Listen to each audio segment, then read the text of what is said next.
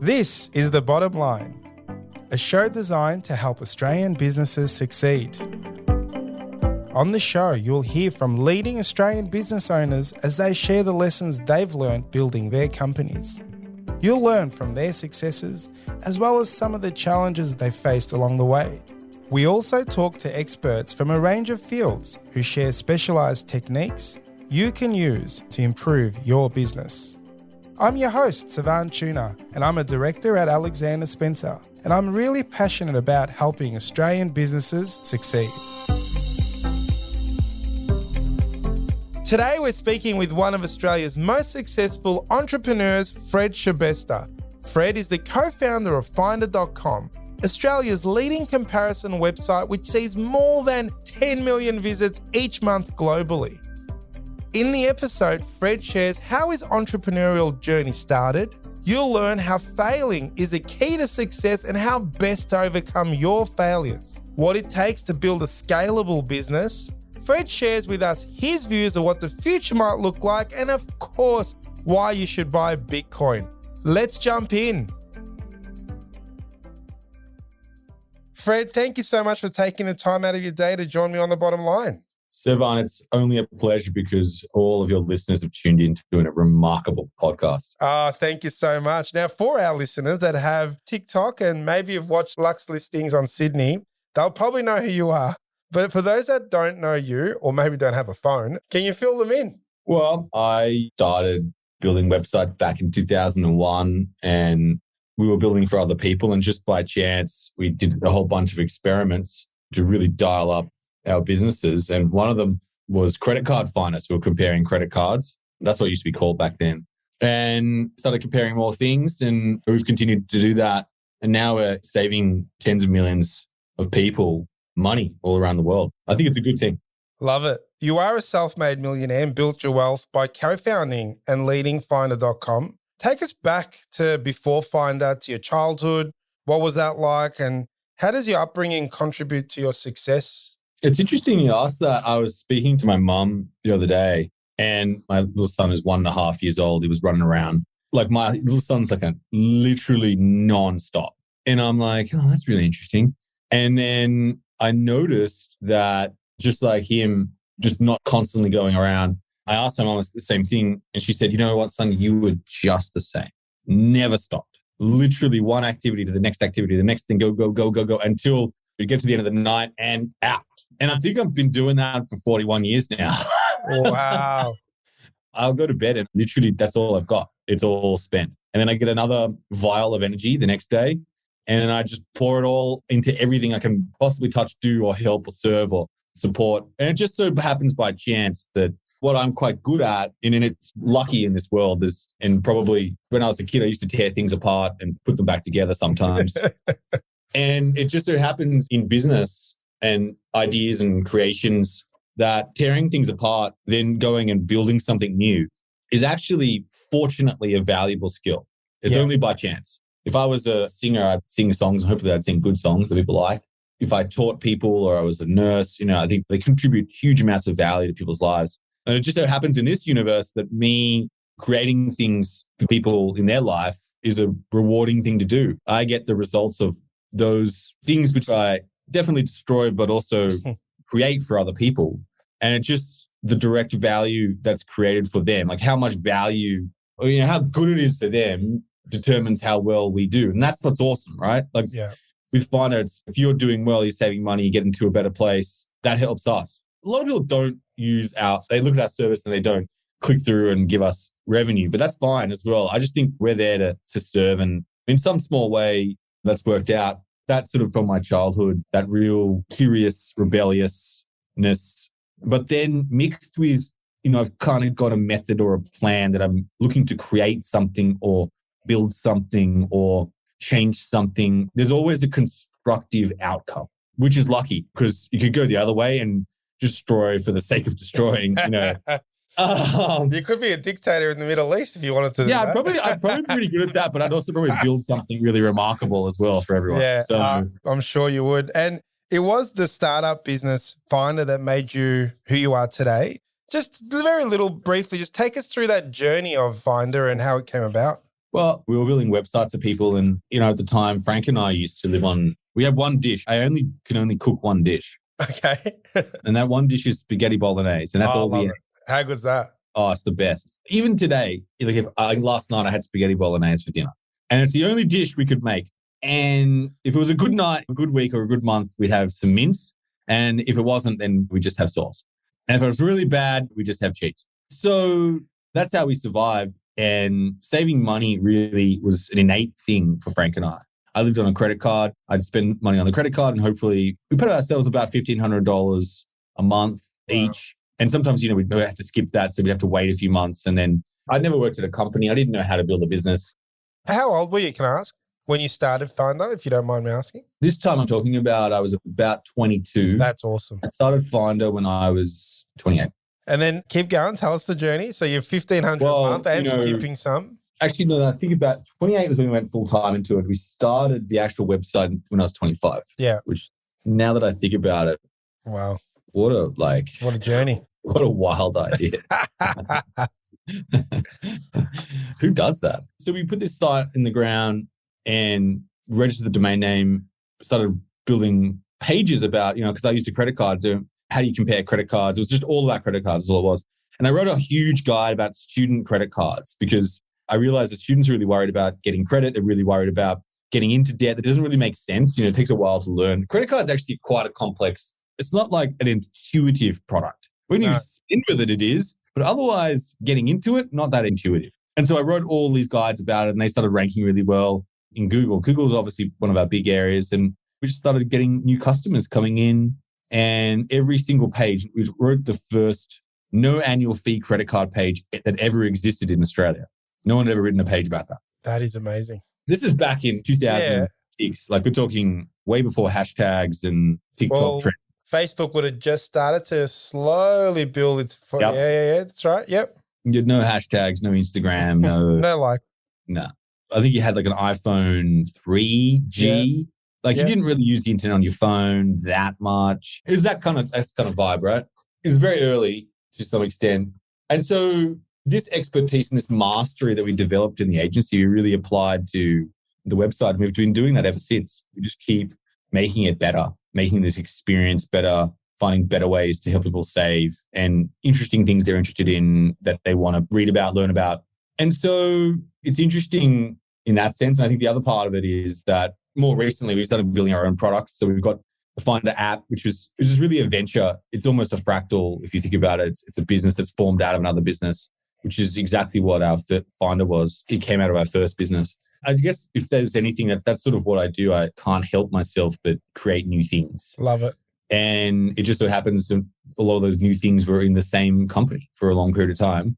Yes, I have a constant seeking of new ideas and things like that, but I also have this other part of me, which is, I guess the flip side of that is deep focus. I can deeply go down to the very bottom depths of a topic area. I will read the accounting laws. I will read the Corporations Act. I've read the Corporations Act many times in certain sections just to actually know what's the line. And with our first product, I think we really challenged that to some extent.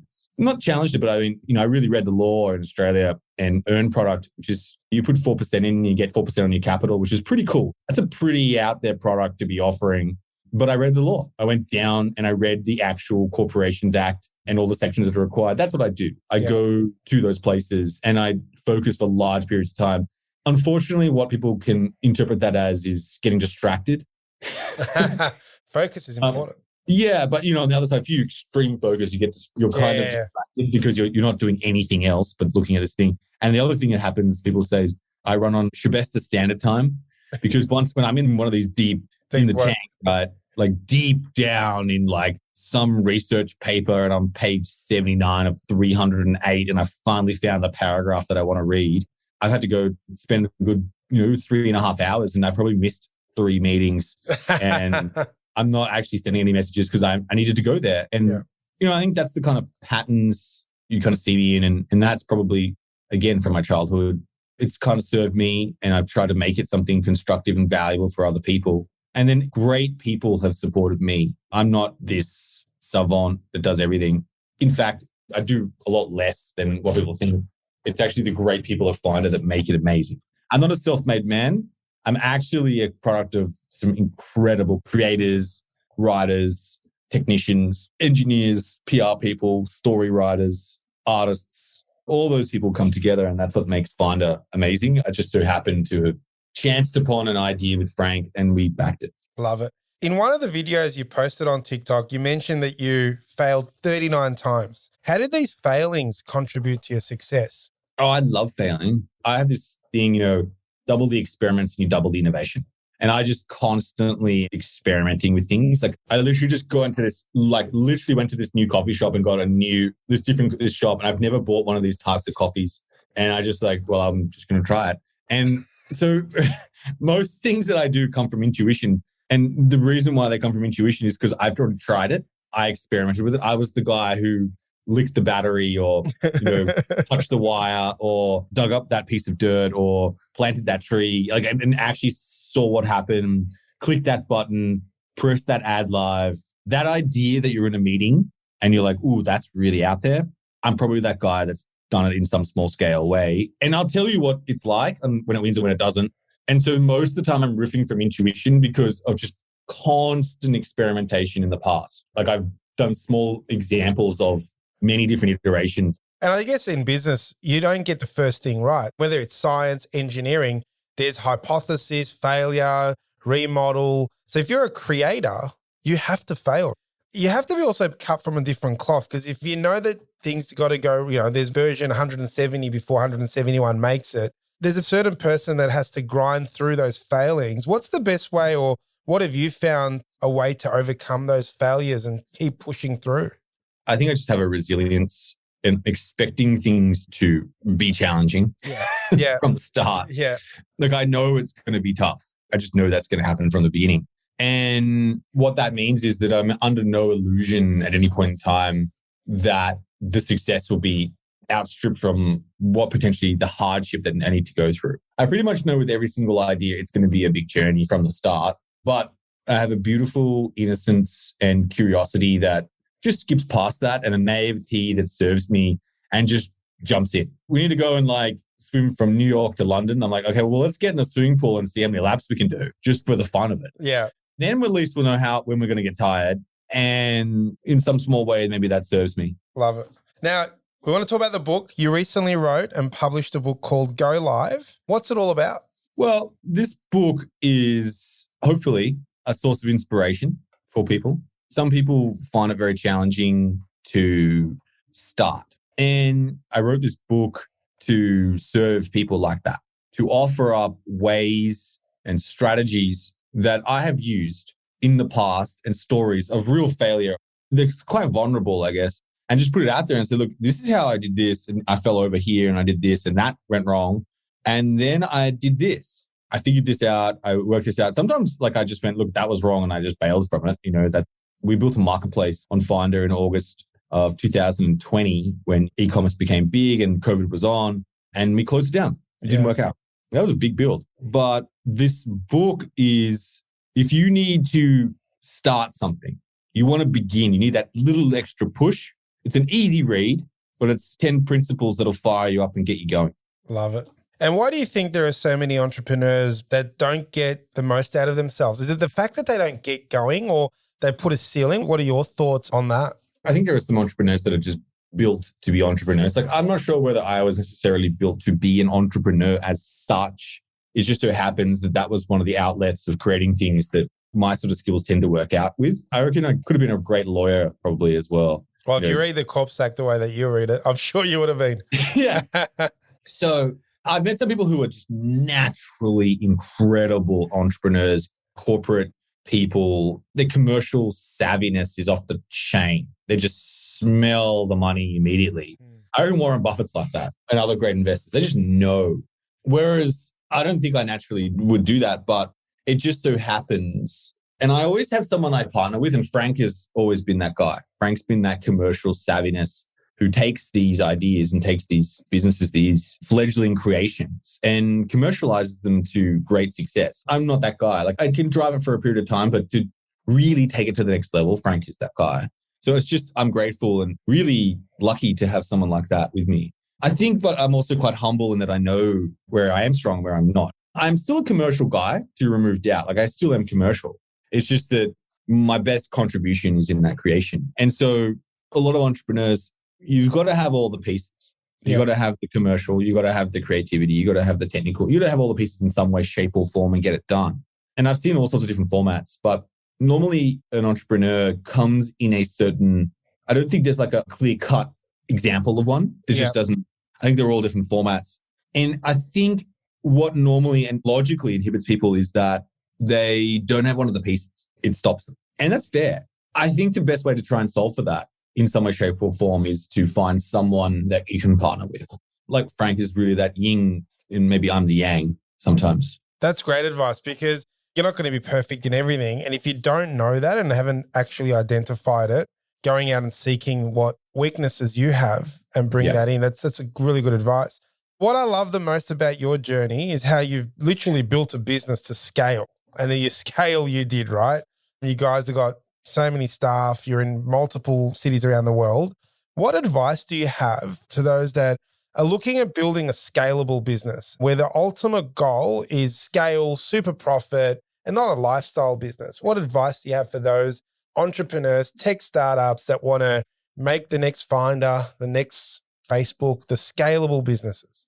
I learned to surf when I was in Sri Lanka, not in Australia, but that's just purely because I was there and I was like, and someone said to me, like, we went down to this great beach and I was like, looking at the surfers and I'm like, geez, I can't surf. I don't really know how that works. I could ski, but I can't surf. And I'm like, and someone said, let's go and surf. And I was like, all right, let's go and get some lessons and do this. Like 38 years old. And I'm like learning to surf.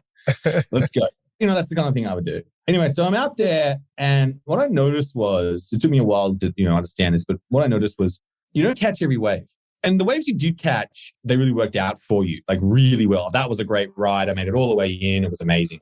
And the ones that didn't work out, you nailed yourself and sometimes you recovered and sometimes you didn't, but it didn't work out too well. So I thought about this and one of my friends who sold his business in the buy now, pay later space talked to me about this as well. He said, you don't need to catch every wave and you don't need to back every idea. And the ideas, if you think about it, you have an idea of a business.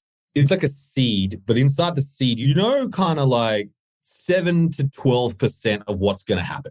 And you put the seed in the ground and it starts growing. Now, it either starts like explosively growing and out of control for a sustained period of time, or it doesn't really work out, or most of them, for whatever reason that you didn't plan, didn't quite work out. But some of them do.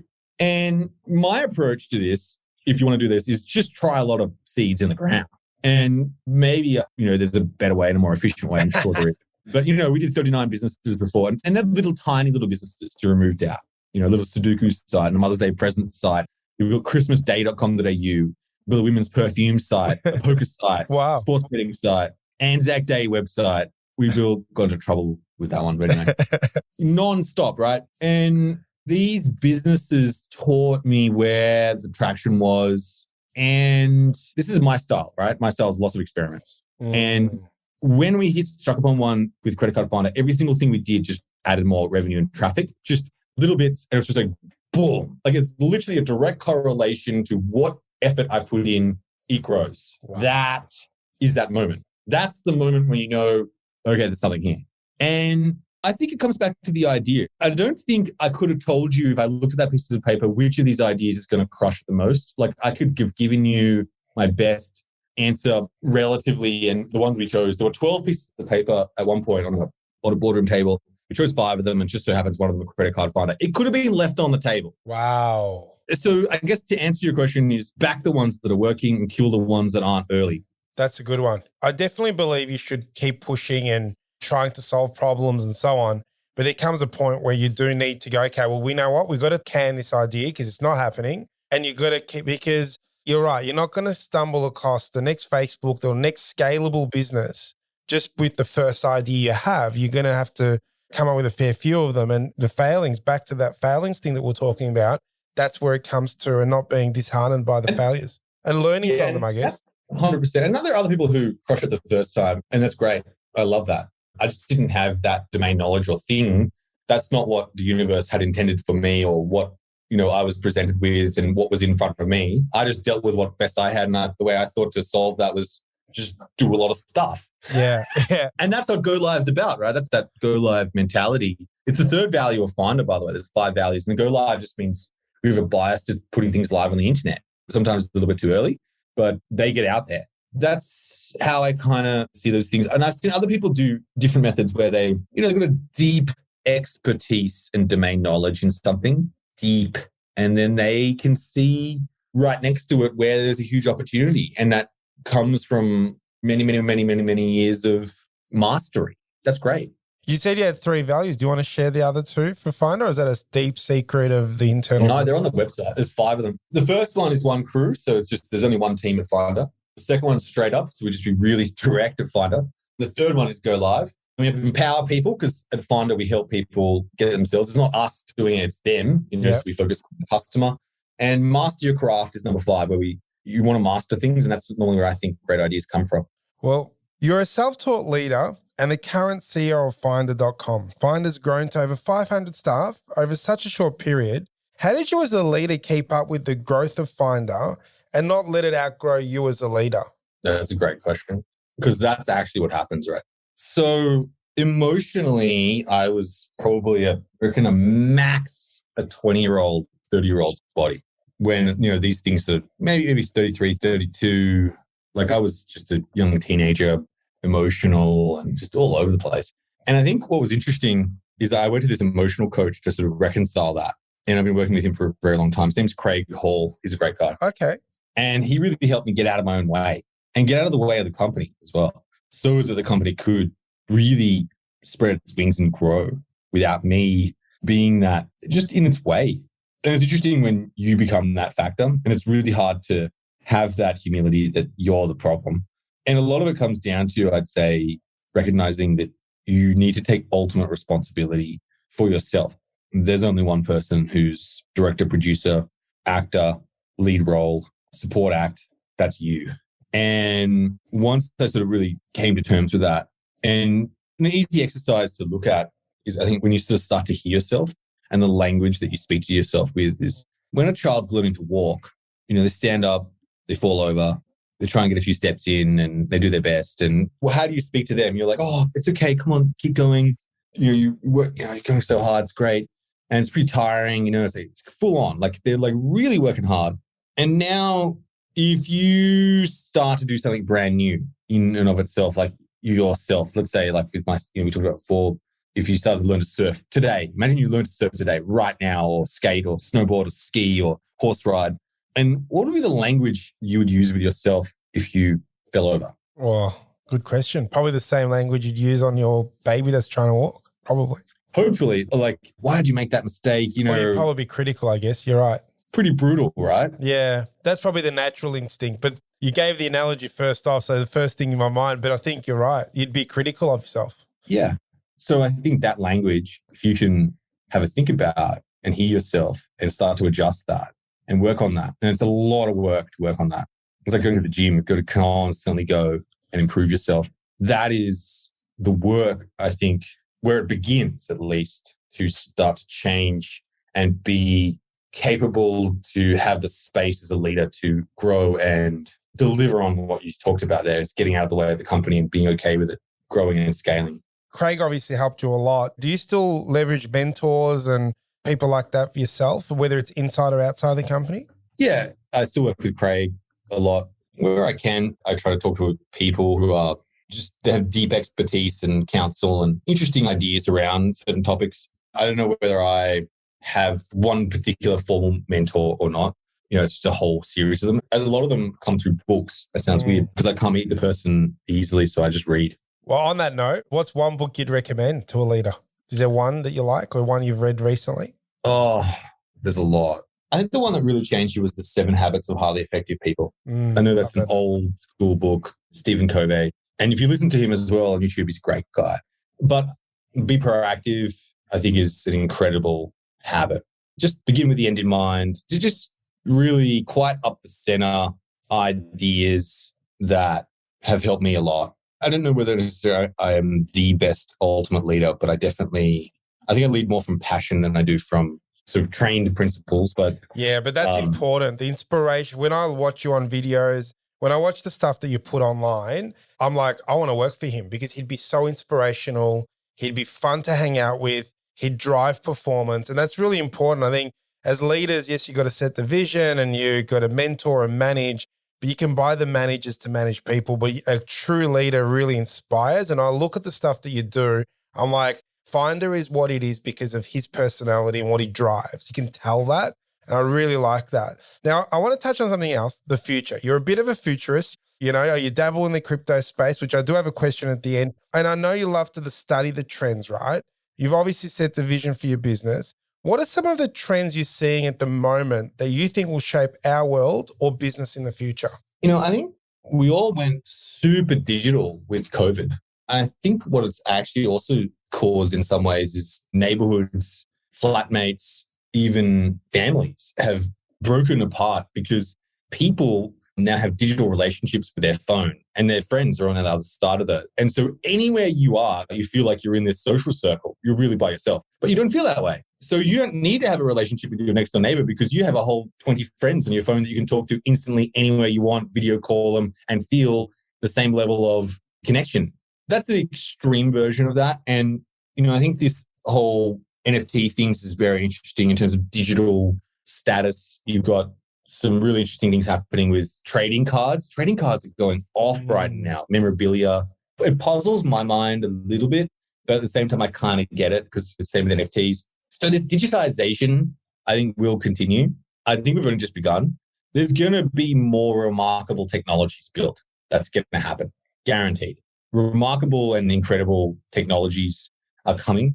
And what's interesting with that is there are still so many problems that haven't been solved. So there's going to be growth. There's going to be new things created, new innovations, new ideas, new spaces. Humans are incredible creators. And we keep doing it, right? We keep having new problems that emerge and new ways of solving them. And that's going to continue on. So I'd never bet against that. So what does that mean? Well, what's going to influence that? More digitization. Some people think, and I can feel it as well, as what's the anti-digitization? There's always going to be an other with humans. These real life experiences, no phone parties, no phone dates, organic, back to that kind of like serendipitous moments of delight and experience. The theater, like going to the theater, it's like interesting again. It's like, Who wow. calls it that? Yeah. Yeah. So I think this isolation, digitization sort of thing will start to reverse and people will want to come back together. And it's just because it's swung so far. We are so far one way right now. We're like, I think I clock at least, I think it's like 8 hours a day on my phone. That's pretty up there. Yeah. That's a lot. And I don't think we really want that. Like, it's kind of like we've moved from our computers to our phones. They're our little carried around robots that are master overlords of our life, that we sleep with, that we take to the bathroom. We're more concerned about if our phone's lost than our car keys. Yes. Like serious digital addiction. And technology companies know this, right? They know the triggers and the dopamine levels. So I think that's going to ease back after everyone's a little bit bored. Facebook's becoming boring. TikTok's like flying, but eventually something else will come. I just think those social platforms are like the cool club. Everyone goes there and then it becomes boring. Yeah. And then everyone goes to the next one. And that's what I think is going to keep happening with social platforms, because humans don't like to socialize in the exact same spot forever. They will change over time. That is true. I like that. It's a great analogy. So you're going to see there'll be a new TikTok and a new Instagram. There'll be something new and that'll be the next thing. Maybe it's smells, maybe it's sounds, or podcasts are the new radio. I don't know when live TV is still going to be around, but more people potentially could be watching their phone screens and then their TVs now. And I think that's got to be really challenging if I was in that line of business. Humans love stories still, and the telling stories and writing new stories is going to be big. And I think there's new stories that need to be written. I think this sort of genre of dystopian is kind of past now because we just experienced it and we know what it's like. And then you've got, I think, this new idea of a hero. That's why I think DC and Marvel are so big, because everyone wants to live a fantasy that's a different life than theirs. And I think that's what everyone's feeling right now. And I think there's going to be new stories around this hero's journey, the unsuspecting hero. And then I think there's going to be sort of a lot of stories about very inspirational ones as well. Like we're all a bit, I don't know, I feel like everyone's a bit lethargic and bored. Yeah. Like you just a bit, I might just go back to bed. There's a bit of that right now. I agree. I agree. I think that's just a COVID hangover, but wow, like we're all just a bit, I Tired. don't know, like it's just a bit lethargic. I think in general, everyone's got a few extra kilos, and there's another side of that. And you feel really good when you get out and you run around and you go to a park and you just chase the ball or like chase other people or whatever. Like it makes you really happy. Humans love movement and emotion. And I think that's going to come back in a big way. And it'll be like the new thing. Yeah. And we're like, wow, going outside and running makes you feel good. You know, like, so how did we not know that before? You know, it's true. But you know, like I just think we're in this digitized, staring at the phone, sedentary, inspire me from content and feed my dopamine levels addiction that's going to be changed to like, let's go outside and run around and not use a phone, and the pendulum will swing back. Love it. You've achieved ultimate success with Finder. Is there something else? Will you go again, give a new startup a crack, or is it building foundations and businesses on top of Finder, is what you're doing? I'm always building. I feel like I've only just begun. I can't help myself. Will you do something separate outside of Finder, or is you're very committed to Finder at the moment? I'm still very committed. I help and mentor and coach some businesses, and I help incubate with this new business, Balthazar, which is an NFT gaming platform. And I think NFT gaming is going to be massive. I can see it already, but I love experimenting and going into new areas and bringing what I've got into that and coaching and really helping great CEOs. And that, you know, the Balthazar team are great. It's generally going to be in areas I understand. I'm not really into like kite surfing. I'm not so good at that. Or growing mushrooms. Yeah, like I guess, but I don't really know that much about mushrooms. And I'm not that interested. In fact, I suppose I should be, because all these mushrooms are selling for huge money and stuff. Yeah. But, you know, I'm going to stick to the areas and I'm going to go deeper, much deeper, really keep going down and down and down to really affecting the first principles. Love it. Now, I did mention offline that I'm a bit of a Bitcoiner. I couldn't leave you without a Bitcoin or a crypto question. So in your words, tell everyone why they must buy Bitcoin. Everyone remembers that you back in, it's probably like 2006, if I'm not mistaken. No, maybe a little bit earlier. You know, everyone was like, this Google thing is going to be big, or this Amazon thing is going to be massive. Bitcoin's an actual miracle as a creation. If you dig into the layers and deeper, and read the white paper, it's free, and you realize there's no CEO, there's no corporate headquarters. There's literally code running, and this thing is worth $300 billion. I'm pretty sure that's roughly the number. I'd need to go and check the boards right now, but give or take. Yeah. But like, what company has no CEO, or what organization or what thing has been created with such a large creation? You got to just go, well, there's something going on here. That's like if you ignored the pyramids. It's like, well, something definitely has gone on here, but we're just going to ignore this. This is not something you can ignore. This is something which you need to understand. It's why is it here? When did it begin? Why are people interested in this? And what is it that fundamentally this represents? And I think those answers to me are like, it represents sovereign money that you have the sovereignty of, not a government, not a bank. You know, let's go back to 1694 with the Bank of England, where King William II borrowed 1.2 million pounds from the Bank of England, and they gave them the monopoly rights to print the notes, the currency. And obviously that currency is inflated away. Well, that 1.2 million pounds has never been repaid, and it was used to fund the loan with France and forms most of the IOUs between the Bank of England and the government. And that idea of, you know, everyone says, well, why are there so many cryptocurrencies? Well, if you go back to 1694, there were many, many different notes in circulation. If you Google the number of currencies that have been created, it's insane. But that's an interesting idea. I think if you look at Polynesia, they've got the stones there where each stone represents value, and they're still traded between families for value. Why is there value in things? I think that idea as well is very important. Why do certain things have value in humanity? And I think that idea is an important and interesting idea that people who want to build their wealth and understand the foundations and fundamentals, Bitcoin will literally teach you some of the more important lessons when it comes to finance, wealth, stock markets, value,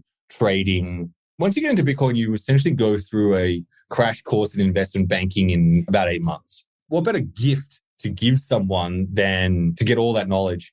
And at its core, when you realize that the notes in your wallet or the magical digital numbers that are printed in your app or your banking app are as make-believe and valueless as people claim Bitcoin to be, you realize maybe I should actually question that. That's it. I got to clip that part out. Love it. I agree with that. I feel like the people haven't questioned just what is money. They haven't actually understood it. And they're like, oh yeah, but I can take that $10 note and buy a coffee. Yeah, you can. Yeah, they haven't really understood the fundamentals behind who controls it and how it's manipulated and so on. But anyway, might be for another time. Do you reckon, Fred, I'll get you back on? We talk about crypto? You could probably just talk only about crypto. If you Done. All right. Now, I do need to let you go because you're a busy man. You've got to lead those 500 people. It has been an absolute pleasure to have you on the show today. I have bought the book and I cannot wait to read it. I wish you all the best in the future. And thank you again so much for joining me on The Bottom Line. Thank you, Sivan, and thanks everyone for listening. This is The Bottom Line, a show designed to help Australian businesses succeed. This podcast was produced by accountancy firm Alexander Spencer. At Alexander Spencer, we've been helping business owners realise their goals since 1952. And we play a pivotal role in developing, implementing, and supervising the business goals and strategies of our clients. To find out how we can help your business succeed, head to our website, alexanderspencer.com.au. To make sure you don't miss an episode of The Bottom Line, be sure to subscribe to or follow the show in your podcast app. And while you're there, leave us a 5-star review. It really helps others find the show. I'm Sivan Tuna, and we'll be back next episode with more tips to help you transform your business. And that's The Bottom Line.